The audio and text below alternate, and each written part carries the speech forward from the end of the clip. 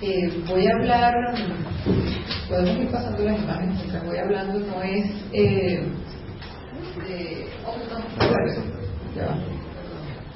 esto del yo está en construcción, y eso es precisamente lo que quiero hablar, simplemente hablar de cuáles son las nociones, los mitos o las narrativas principales que tenemos sobre la subjetividad, sobre lo que es el sujeto, sobre lo que llamamos el yo, cómo esto puede haber ido cambiando, y reflexionar en torno a cómo pudiera estar eso hoy día, tomando en cuenta las investigaciones en comunicología, pues, que todos hemos estado compartiendo aquí y seguimos trabajando.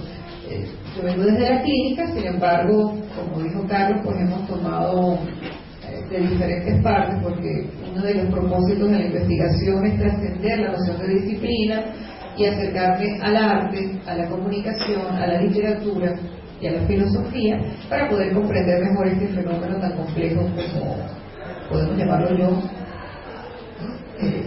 Y voy a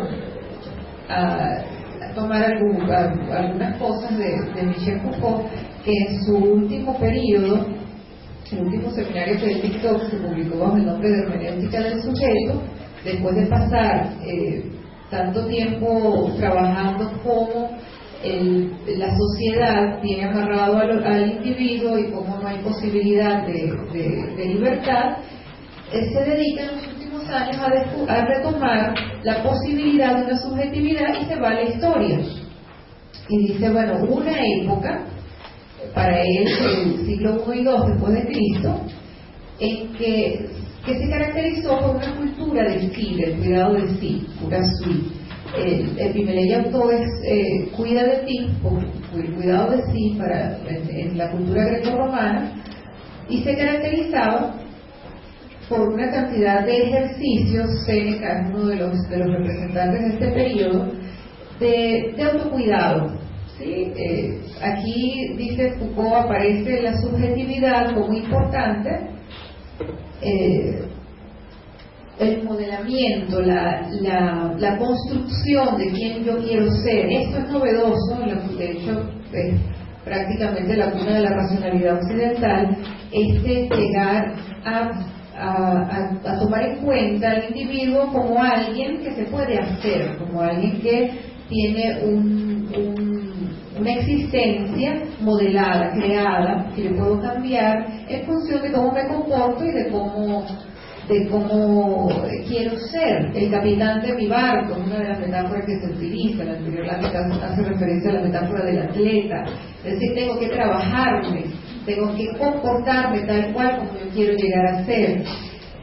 Esto, hay unos ejercicios llamados ascéticos. Este no es un asceta cristiano, sino un asceta hindú, pero los famosos fakir, pero viene muy al caso, porque aquí es donde empieza el borde difuso, ¿verdad? Cuando la subjetividad, que estaba como en su punto máximo para Foucault, como él lo describe, en el logro de, por ejemplo, voy a domar mi apetito solo para probar que puedo hacerlo, hacer muchos ejercicios, preparar un gran banquete y después regalarlo.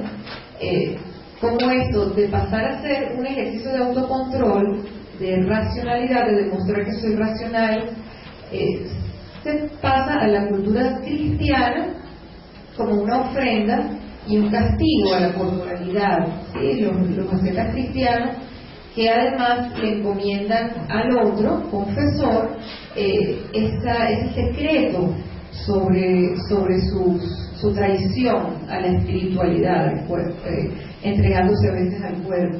Es muy distinta ese cambio, es importante para Foucault, ¿sí? Es decir, que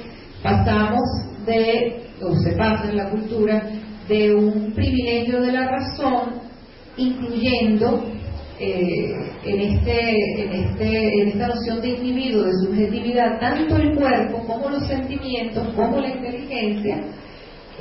Conócete a ti mismo, que era solamente una parte de toda esa noción de cuidado de sí, solo una parte.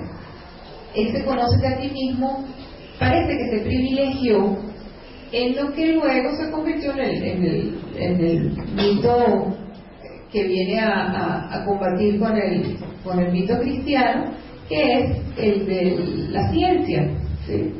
Como esta psique, que para los griegos, ese soplo de vida, ese aleteo de mariposa, es decir, quiénes somos, lo que nos hace vivir, que incluye tanto el cuerpo como el alma, como lo que hoy vemos como emociones, se transforma en lo que Foucault llama el momento cartesiano, se separa, nos dividimos, sí, es así que se la reparten, ¿no?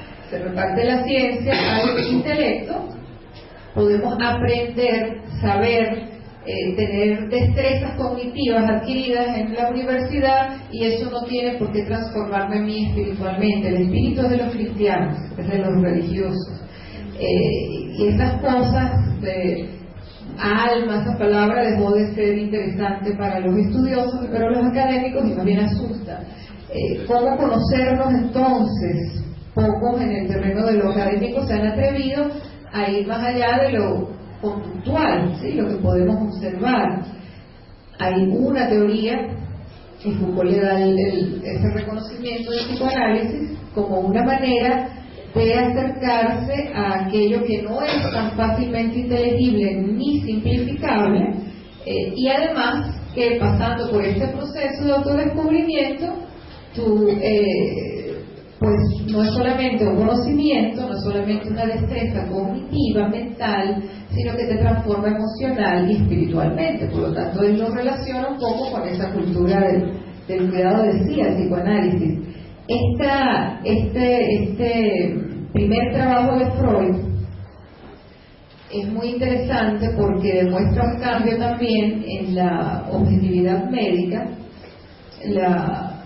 Esta lámina muestra el teatro de la medicina, cómo el paciente se expone para que los estudiantes puedan ver y decir, bueno, él mueve el cuerpo así, emite, ustedes pueden leer los registros y dice, emite sonidos guturales, hace tal cosa, se mueve así, ¿verdad? En el diván, en el consultorio, el médico escucha, ¿verdad? En principio empezó en la medicina, ¿sí? La psicología comienza allí, escucha y trata de ver algo que no es eminentemente observable, que no es material, ¿sí? Como pueden ser los relatos sobre la fantasía. Aquel primer trabajo de Freud desató muchísima roncha, hablar de la vida sexual de sus pacientes, es decir, que pudieran tener un trauma, que pudieran tener algo en su historia, una experiencia temprana que les afecta en la vida adulta, son una gran novedad. Hoy en día nos parece cualquier cosa, ¿no? Decir que algo que me ocurrió en la infancia me molesta ahora, pero eso en ese momento fue un descubrimiento. Ahora, él no se centró en eso, en qué fue lo que sucedió, sino que más peligroso aún para el paradigma científico, se adentra en las profundidades del terreno de lo fantástico, de lo onírico. Su segundo trabajo lo demuestra, ¿sí? De una manera muy seria, muy sistemática. Y esto es una revolución para una cultura en la que ese privilegio de la razón, que comienza allí con eso del cuidado del sí, el sujeto como ser pensante, capitán de barco, resulta que tiene un terreno inexplorado, desconocido, tiene un ático, tiene un desván allí de cosas sucias, desordenadas, a las que no podemos acceder lógicamente. Eso es un cambio muy grande. Él llegó a decir que el psicoanálisis era equivalente al giro copernicano o al descubrimiento de Darwin. Es un golpe narcisista. Ese yo, entonces, pequeñito, comparado con todo lo que no conocemos de nosotros mismos. El yo como una puntita del iceberg, el yo como una parte de todas las muchas partes que tenemos dentro. Un jinete, no como el jinete griego que toma su caballo, sino un caballo mucho más fiero, mucho más tempestuoso, y un jinete pequeñito, debilucho, que casi no puede con todo eso, ¿verdad? Pasa. Yo te aviso.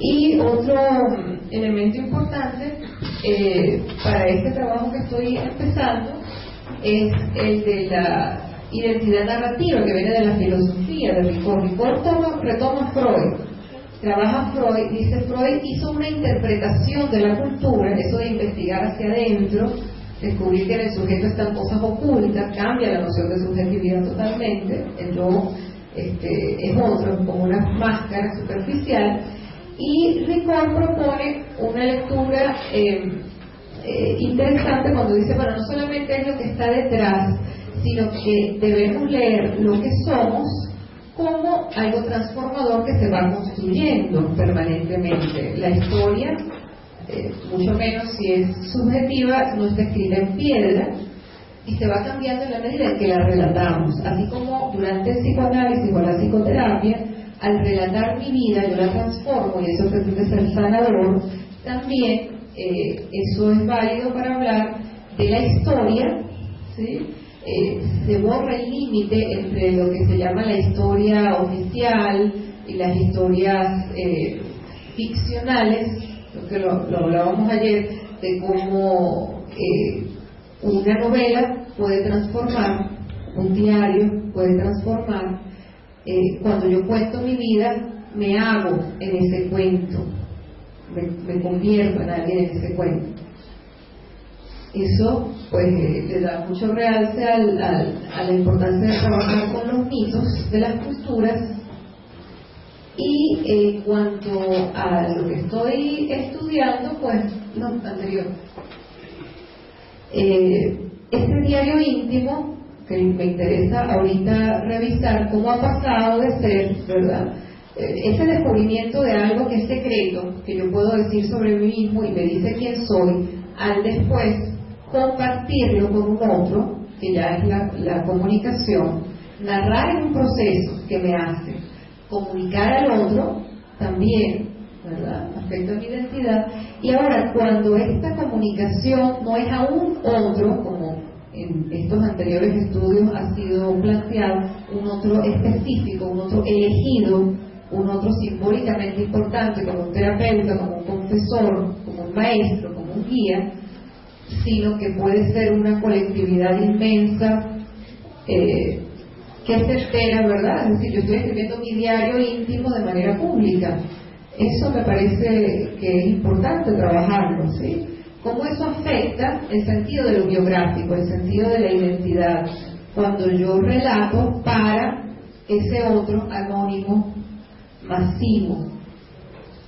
Si nos escandalizamos en alguna época con esto de que todo el mundo pueda ver mi vida, y ha sido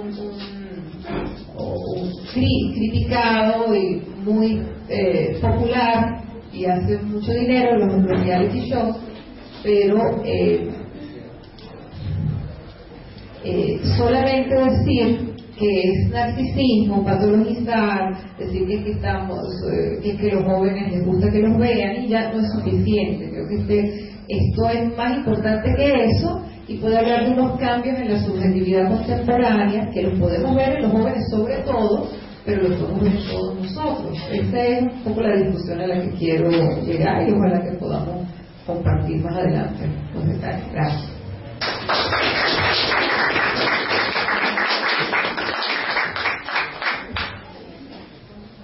Vamos a continuar con Raymond Colmenares, quien es estudiante está terminando la licenciatura de Comunicación Social en mención de periodismo científico, es parte de la generación de relevo.